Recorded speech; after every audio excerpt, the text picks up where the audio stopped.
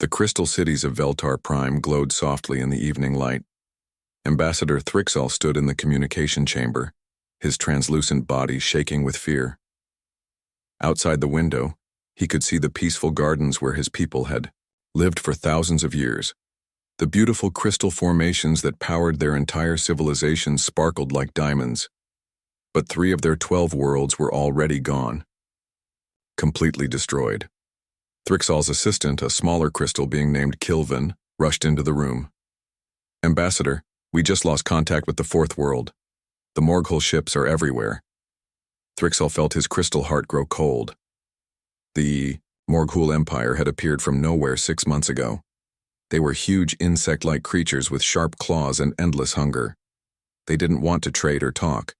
They only wanted to consume everything. "Send the message again," Thrixall said, quietly.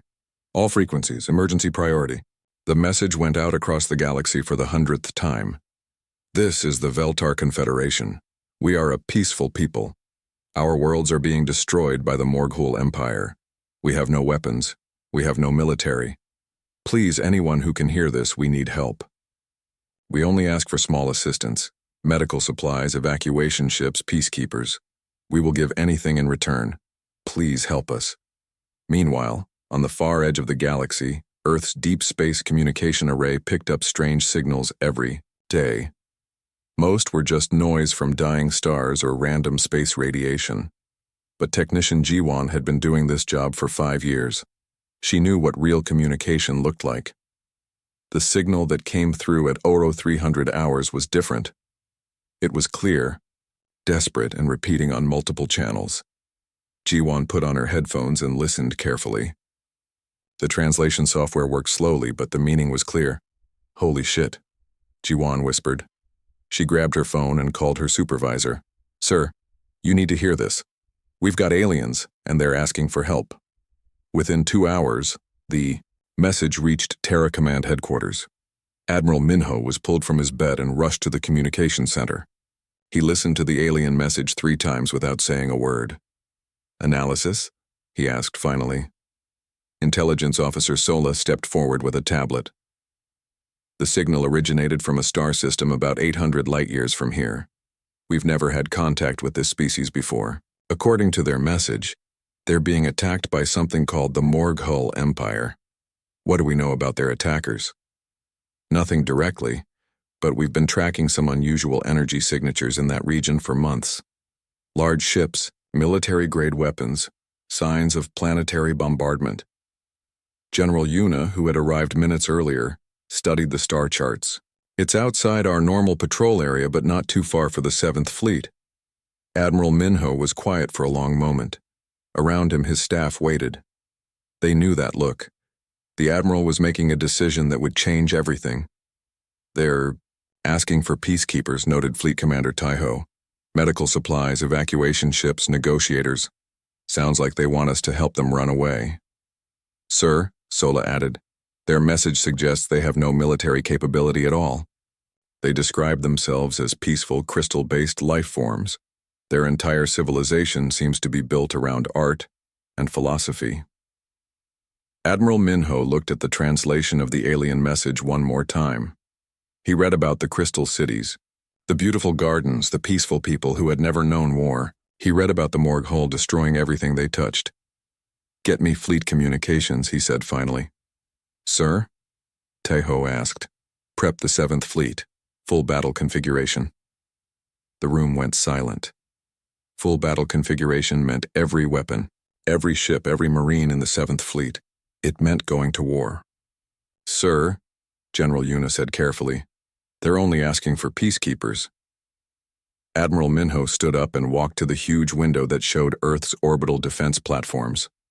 Massive weapons that could destroy whole fleets hung in space like sleeping giants. Earth had built them after learning that the galaxy was not always a safe place. "Yuna, how many peacekeepers do you think it takes to stop an empire that destroys entire worlds?" "I understand, sir." "No, I don't think you do." Admiral Minho turned back to his staff. "These crystal people, they've never seen war. They don't understand what they're really asking for. They think you can negotiate with something that eats planets." "What are your orders, sir?" Send a message to all fleet commanders. Operation Golden Shield is now active. I want every ship. Combat ready in 6 hours. Load everything. Kinetic weapons, plasma batteries, the new experimental systems. And get me Colonel Nari. Sola looked confused. Sir? Colonel Nari leads the Heavy Marines. They're assault troops, not peacekeepers. Exactly. As alarms began sounding throughout Terra Command, Admiral Minho returned to the alien message. He read it again, focusing on one line. We are a peaceful people. Not anymore, he said quietly. Back on Veltar Prime, Thrixall received word that the Fifth World had gone silent.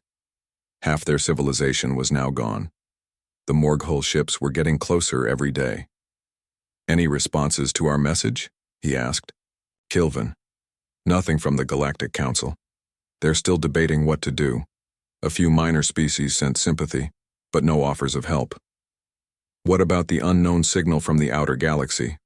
Still just noise, Ambassador. Our computers can't translate it. Thrixall didn't know that the noise was actually Admiral Minho's response. The message was simple and direct. Hold on, we're coming. But the Veltar translation computers, designed for their peaceful language, couldn't process the aggressive military terminology. Words like battle fleet, maximum firepower, and total war simply had no equivalent in their peaceful culture. As night fell over Veltar Prime, Thrixall stood in his crystal tower and looked up at the stars. Somewhere out there, the Morghull were planning the destruction of his people. Somewhere else, he hoped, someone was coming to help. He had no idea that 800 light-years away, the largest human battle fleet in history was preparing to show the galaxy what happened when someone threatened the innocent. The Veltar had asked for peacekeepers. They were about to get Deathworlders. The orbital shipyards above Earth buzzed with activity like a disturbed anthill. Captain Juan stood on the bridge of the dreadnought Indomitable Will, watching as massive weapons were loaded into his ship's weapon bays. Each kinetic cannon was the size of a building. The plasma batteries could melt asteroids. Captain, his weapons officer called out, the new experimental systems are online. Engineering says they've never tested them at full power. What's the worst that could happen? Juan asked. We blow up, sir. And if we don't use them? The crystal people get eaten by space bugs. Then we use them. Juan had been born on Europa, one of Jupiter's moons. The radiation there could kill most galactic species in minutes. The cold could freeze nitrogen solid. Humans lived there anyway, in cities carved from ice and rock. That's what made them different from the rest of the galaxy. When other species saw impossible conditions, humans saw home. In the loading bay, Colonel Nari watched her Marines suit up. These weren't the pretty ceremonial guards that most species used for honor duty. These were killers, trained on the most dangerous world in the galaxy. Earth had made them that way. Listen up, Nari called out to her troops. We're going to help some crystal people who've never seen war. They're being attacked by giant bugs that eat planets. Questions? Marine Sergeant. Bora raised her hand. Do the bugs know we're coming? Probably not. Good. I hate it when they see us coming. The Marines laughed. They had trained in Earth's deepest oceans, highest mountains, and deadliest storms. They had fought in the acid rain of Venus and the ice storms of Pluto. A few alien bugs didn't worry them. In the communication center, Lieutenant Kyung was still trying to talk to the crystal aliens, but their responses were getting stranger. Admiral, she reported to Minho, they keep apologizing. They say they don't want to be a bother. They're asking if maybe we could just send a few medical ships. What did you tell them? I told them we were sending help. But sir, I don't think they understand what kind of help we're sending. Admiral Minho looked out at the fleet assembling above Earth. 300 ships, each one built for war. Weapons that could crack planets. Marines who treated impossible odds as a fun challenge. It was the largest military force humanity had ever assembled. They'll understand soon enough. Down in engineering, Dojin was making final adjustments to the fleet's most secret weapon. The Wrath protocols were experimental systems that pushed human technology past its safe limits. They were dangerous, unpredictable, and had never been tested in real combat. These systems will either save everyone or kill us all, Dojin told his team. The power output is beyond anything we've ever tried. Why are we using untested weapons? Asked Engineer Minji. Because tested weapons might not be enough.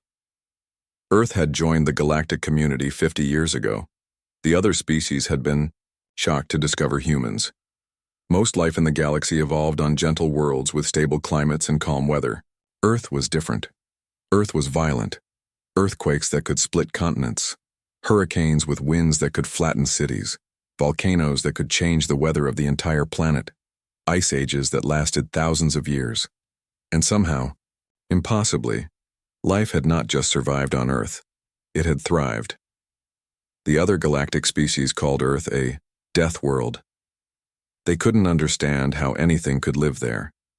They especially couldn't understand how humans had become the dominant species on such a hostile planet.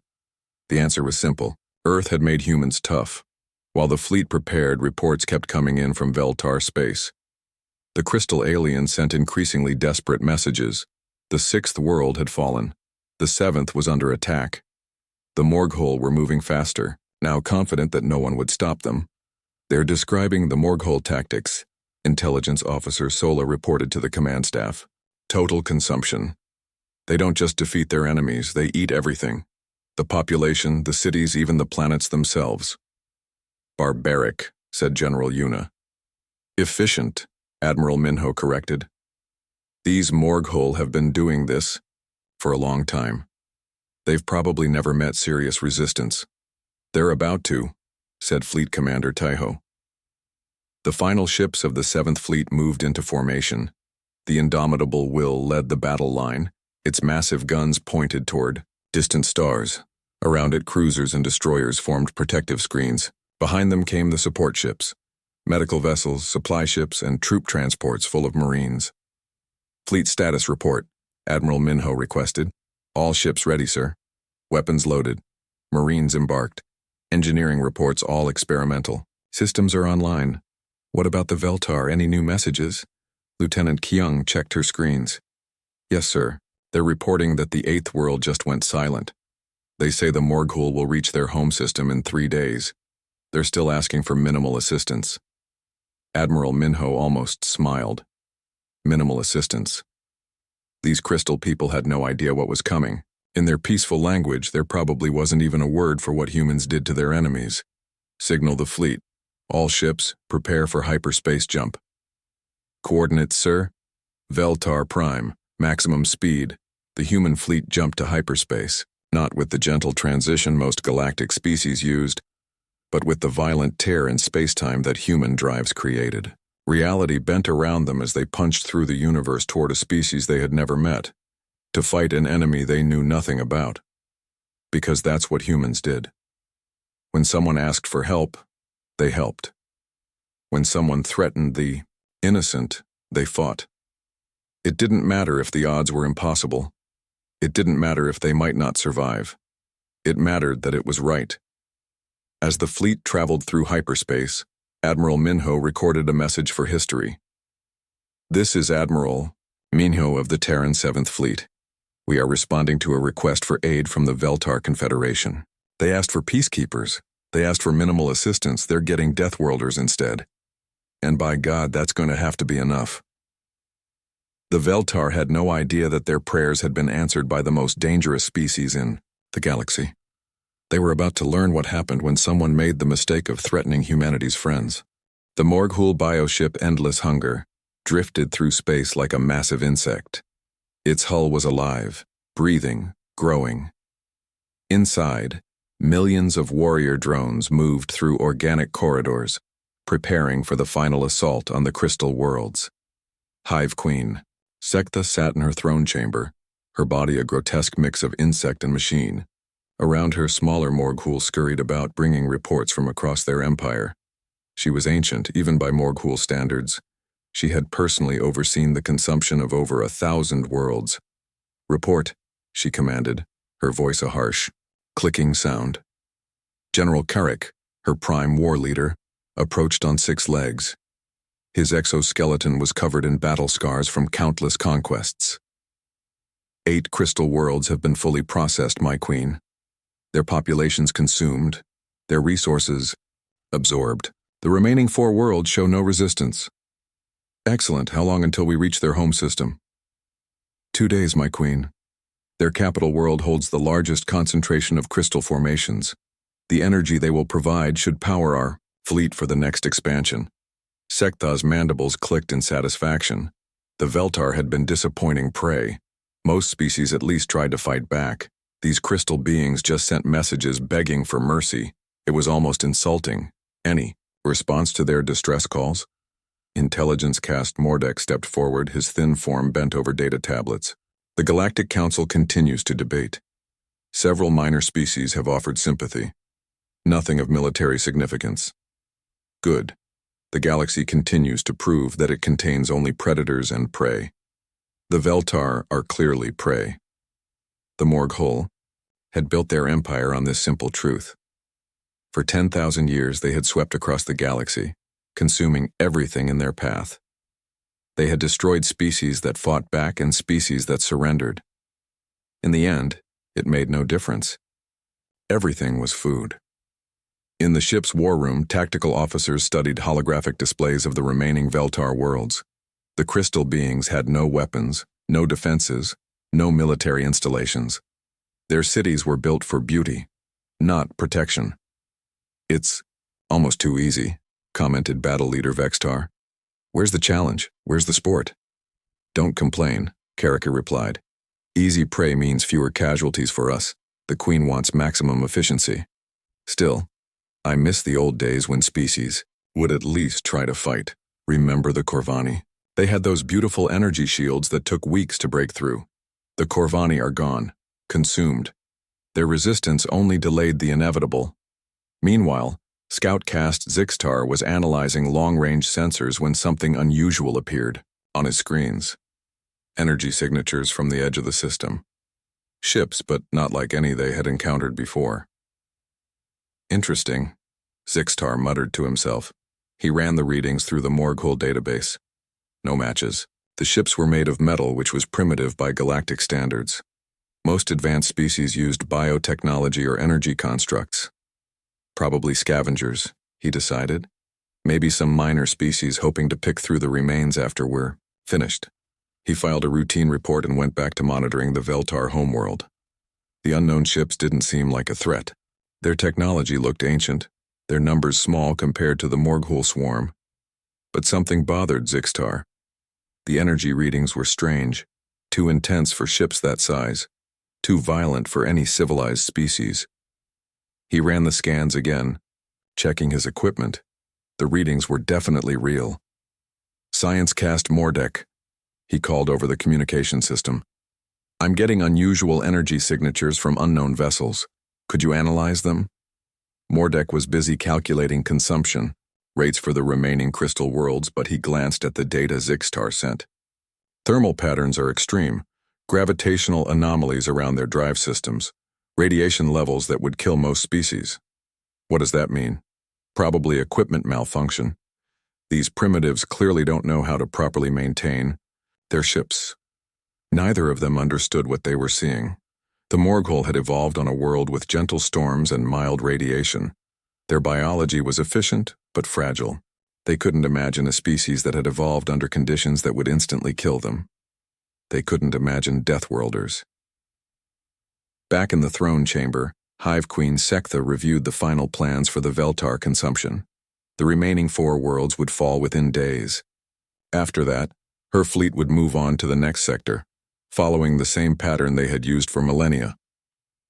My queen, General Karika approached with the latest intelligence reports. Scouts report unknown vessels at the system edge. Primitive technology, small numbers. Should we eliminate them? Are they interfering with our operations? No, my queen. They appear to be maintaining distance. Then ignore them. We have more important concerns than random scavengers. Sektha had ruled the Morghull Empire for 3,000 years. She had seen every type of species the galaxy had to offer. Warriors who fought bravely and died uselessly. Cowards who surrendered and were consumed anyway. Diplomats who tried to negotiate their way out of extinction. None of it mattered. The strong consumed the weak.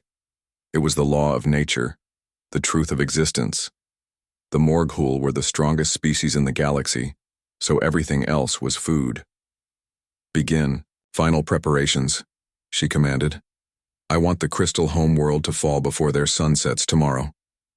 What Sektha didn't know was that the scavengers at the edge of the system were scanning every Morgul ship. Captain Juan, aboard the Indomitable Will, was studying the enemy fleet with professional interest. "They're big," his tactical officer reported. Bioships, heavily armed, organized in swarm formations. Weaknesses. Their ships appear to be living organisms, vulnerable to energy weapons. Their formation suggests they're used to fighting species, with limited military capability. Recommendations? Hit them fast and hard before they can adapt. Use maximum firepower from the start. Captain Juan nodded. The Morgul looked dangerous, but they also looked predictable. They fought like bullies, overwhelming weak opponents with superior numbers. They probably had never faced an enemy that could hit back just as hard. Signal the fleet. Combat Formation Alpha. All ships load maximum ordnance. The human fleet spread out across space, each ship taking position in a formation designed for total warfare. They had studied the Morgul for hours, learning their patterns, understanding their tactics. The Morgul, meanwhile, barely registered the human presence. They were too focused on their prey to worry about scavengers. After all, what could a few primitive metal ships do against the might of their empire? They were about to find out. The space around Veltar Prime suddenly exploded with light and energy. The human fleet didn't emerge from hyperspace with the gentle transition used by most galactic species. Instead, they tore holes in reality itself, their drives ripping through space-time with violent force. The gravitational shockwaves hit first. Delicate Veltar sensors overloaded instantly, their crystal arrays cracking from the sudden distortions. On the planet's surface, Ambassador Thrixel felt the tremors through his crystalline body. "What was that?" Kilvin asked, his voice shaking. "I don't know. Our sensors are down." The Morgul bioships reeled from the gravitational assault. Their living hulls convulsed as space itself bent around them. Warning signals screamed through their organic communication networks. "Report!" Hive Queen Sektha demanded from her throne chamber. Scoutcast Zixtar struggled with his damaged sensors. Unknown energy burst from the system edge. Multiple ships detected.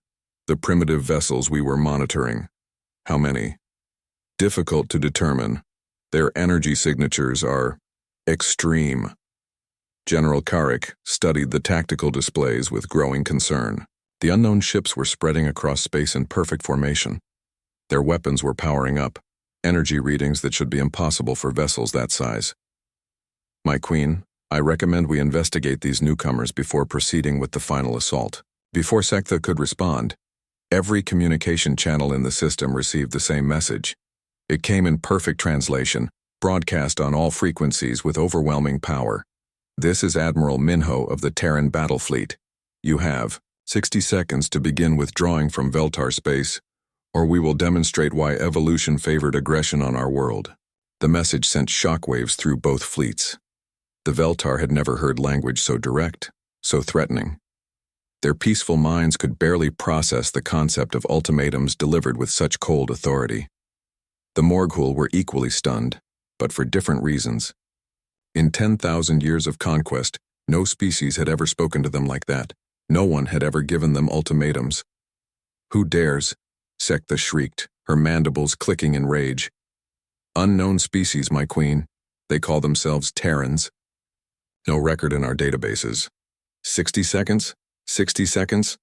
Sektha's voice rose to a screech. "Destroy them. All ships, attack formation. Show these primitives the price of challenging the Morgul Empire."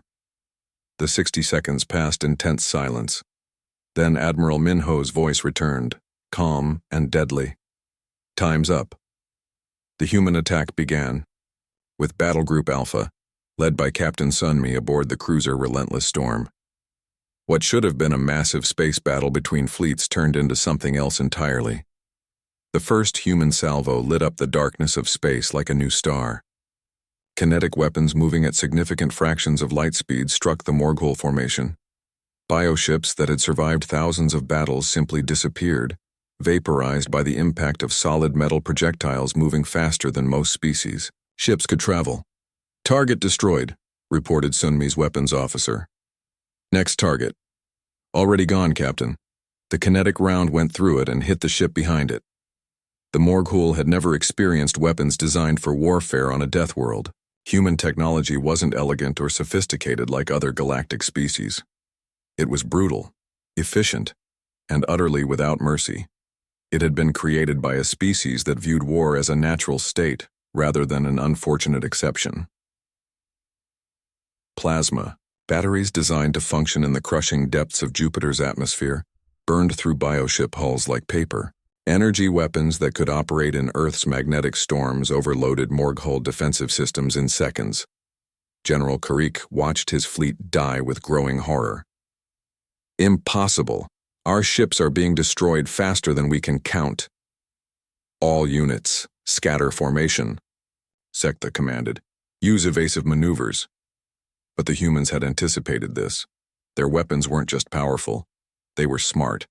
Guided munitions followed fleeing bioships through space, hunting them down one by one. The Morghull swarm, tactics so effective against peaceful species, became a liability against enemies who treated target-rich environments as opportunities. As the space battle raged above, the real assault was just beginning. Dropship Commander Wook led the first wave toward Veltar Prime, where Morghull ground forces were preparing to harvest the crystal cities. The human dropships were built like flying tanks.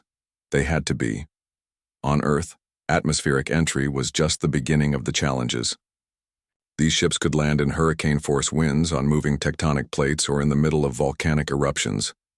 Landing on a peaceful crystal world was easy by comparison. Colonel Nari's Marines hit the ground running.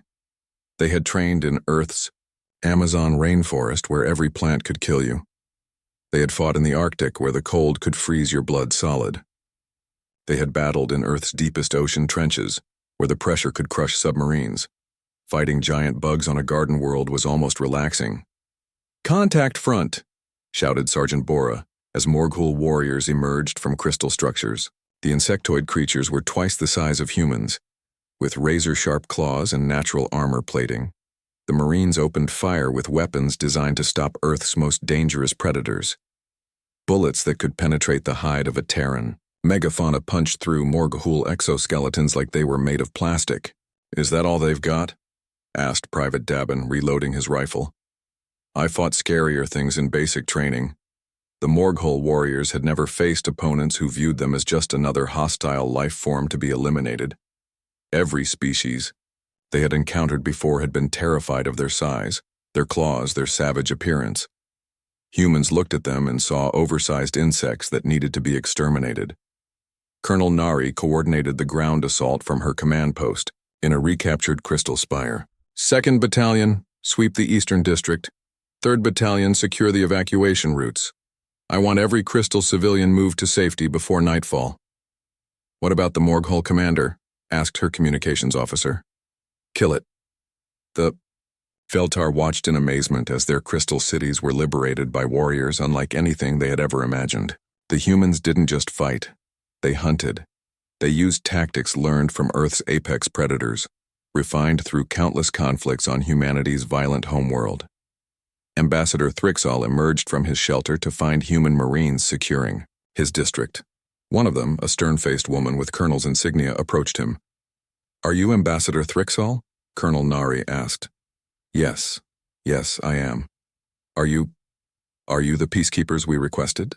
Nari looked around at the smoking remains of Morghull positions, the crystal structures being repaired by human engineers, the medical teams treating wounded civilians. "Close enough," she said. Above them, the space battle was ending. The mighty Morghull fleet, terror of the galaxy for 10,000 years, had been reduced to scattered survivors fleeing into hyperspace. Captain Huan watched the last bioships disappear on his tactical display. "Pursuit, sir?" asked his weapons officer. "Negative. Our job was to protect the crystal people. Mission accomplished. In less than 6 hours, what the Veltar had assumed would take decades or centuries had been completed.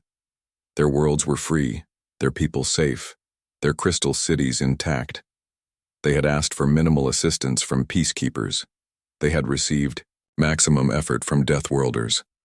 And across the galaxy, those who monitored deep space communications began to realize that the balance of power had just shifted forever. The aftermath of the battle left the galaxy in shock. Hive Queen Shektha, ruler of the mighty Morghul Empire for 3,000 years, sat in the ruins of her flagship. Her vast fleet was gone. Her warriors were dead. Her empire was crumbling. For the first time in her long life, she faced something no Morghul had ever experienced. Total defeat. My queen. General Carrick limped into the throne chamber, his exoskeleton cracked and leaking. The humans have destroyed our remaining hive worlds. They're hunting down our survivors across the galaxy.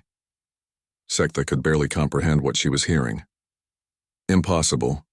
We are the apex predators. We are the consumers of worlds. Not anymore, my queen. The reports came in steadily, each one worse than the last.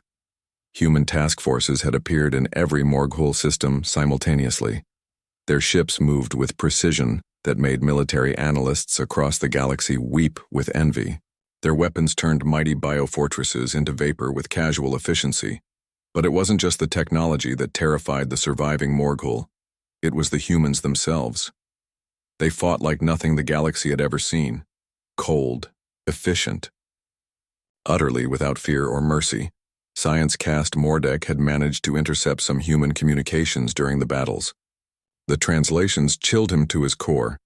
They call it pest control, Tungbang, he reported to the queen. They refer to our warriors as bugs and our fleets as infestations.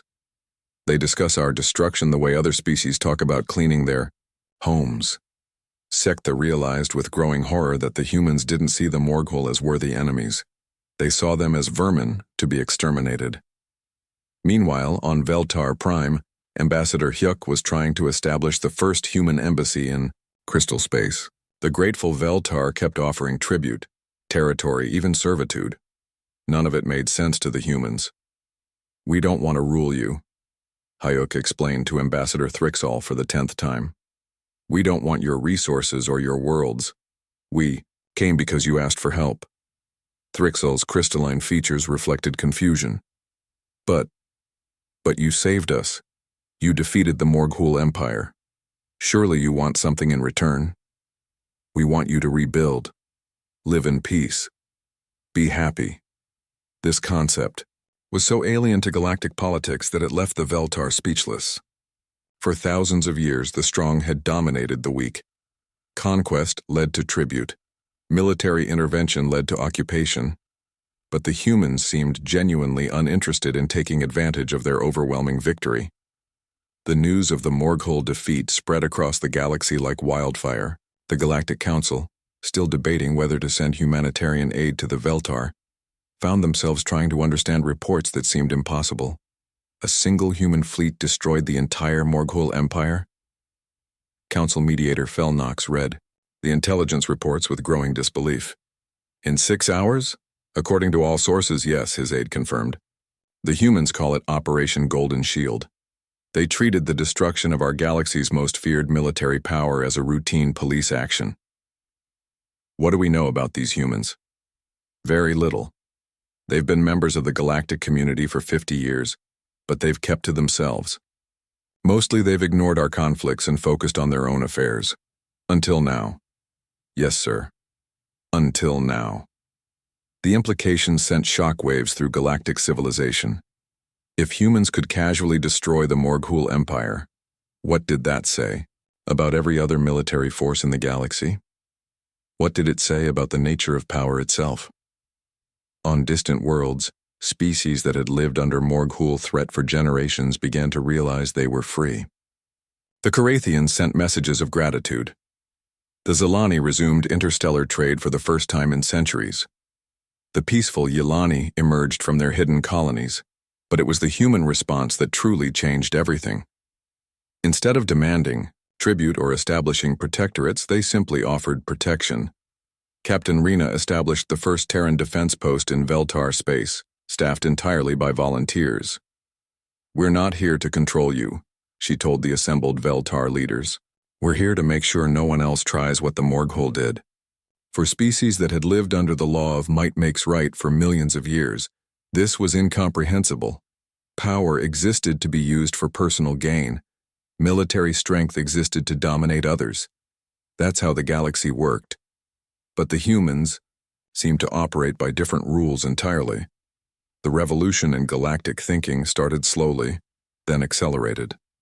The Trilaxian Republic, facing invasion by their aggressive neighbors, sent a desperate message to Earth. Within days, a human cruiser appeared in their system.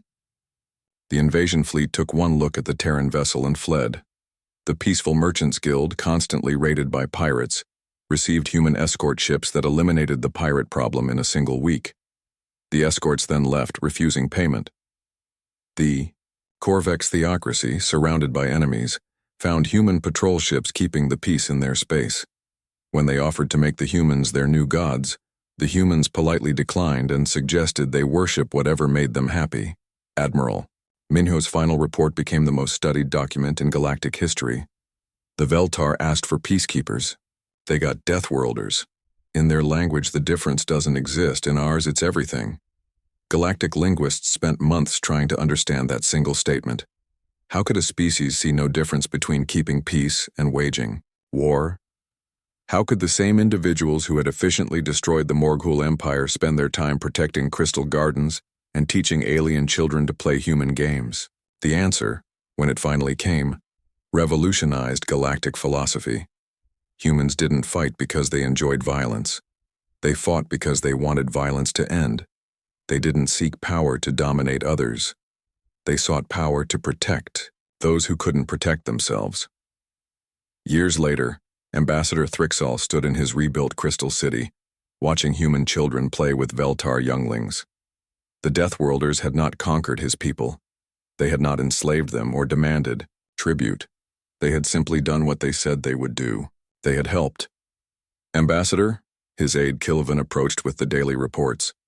The Galactic Council wants to know if we would support their proposal to make humanity the official peacekeeping force of the galaxy. Thrixall watched a human Marine teaching Veltar children how to grow earth flowers in crystal soil. The Marine's hands, which had recently held weapons capable of destroying ships, were now gentle as they guided small crystal fingers around delicate plant stems. Tell the Council yes, he said finally. Tell them that sometimes the galaxy needs Deathworlders more than it needs peacekeepers. In the depths of space, the last Morghole survivors fled to the galaxy's edge, carrying with them a warning that would echo through the ages. Beware the humans. They are death walking on legs. They are the end of the old ways. They are the protectors of those who cannot protect themselves. And that, the survivors whispered in their broken voices, is the most terrifying thing of all. The age of the strong dominating the weak was ending. The age of the strong protecting the weak had begun. And it had begun because somewhere in the galaxy, peaceful crystal beings had asked for help, and Deathworlders had answered.